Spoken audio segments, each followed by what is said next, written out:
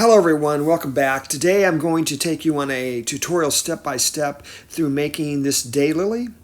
And we'll start from the very beginning and I'll show you this picture again as we get to the end. But at first we'll start with the sketch I made. And a lot of times I'll draw outside or inside using the actual flower. So here I'm just kind of bringing in the petals and different aspects to the design I'm going to make. It's kind of a radial design, dominant image, and I'll take a look here and see which way I'm going to go with this. When I use mixed media, I often think about which medium I want to start with to begin the piece, and today I'm going to start in with my acrylic inks. So this is the orange I'm going to start with.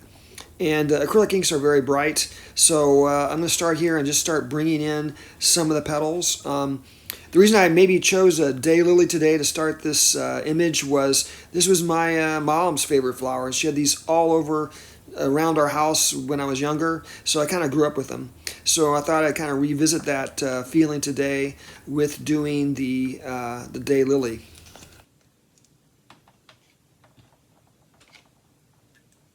Okay, while the orange is still wet, I'm going to bring in a kind of a crimson red, still working with acrylic ink, and these bleed out very well. Gives you a lot of color and different expression you can use within the ink.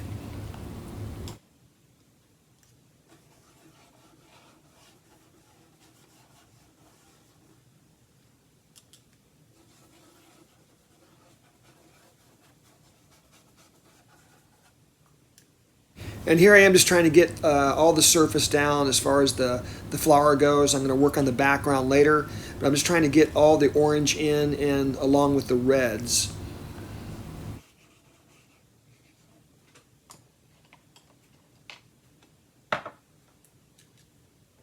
It's early summer here as I make this, so a lot of flowers are still blooming. There's been some that have kind of faded away as spring has ended and summer has begun, but there's still quite a few daylilies out there. That's the reason I probably chose this as well. So this is dried a bit now, so I'm going to bring some more acrylic ink of a hooker's green that I'm bringing in here, and really nice contrast, nice cool color to contrast with the real extreme warms that I started with.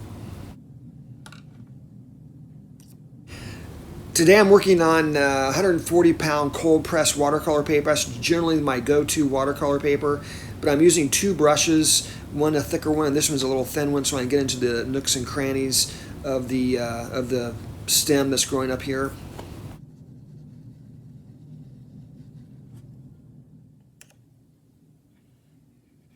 As you can see, I put a little bit of blue in with the green up there at the top by the petals, but here I'm going to bring some bright yellow acrylic ink, still sticking with the acrylic inks here as we go forward. I will start to bring some more mediums in here very quickly here.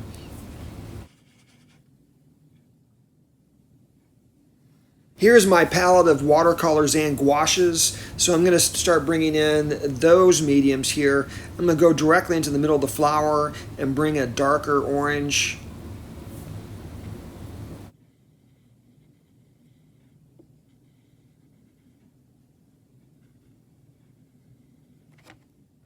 As you can see, I've also added the greens into the background, but now I'm going to bring in an acrylic paint. It's really watered down. I mixed some yellow and white with it, so this will kind of get it to stand out away from the rest of the flower. But daylilies often have this kind of streak in them.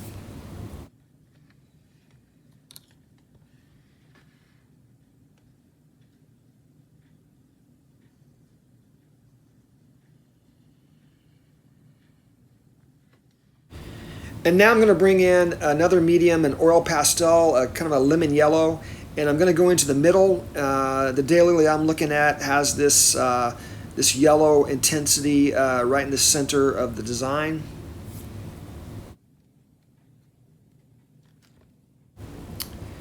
Okay, getting close to the end here. I'm going to start going back to my gouache and watercolor, and I'm going to bring the streaking patterns of the red into each of the petals. This really gives it a sense of rhythm as I will go around each petal to add these marks.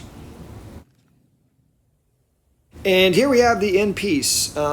If you've liked the video today, please subscribe, drop comments, please like it. I always look forward to seeing all my viewers' commentary. I try to answer each and every single one of them, so I really appreciate that.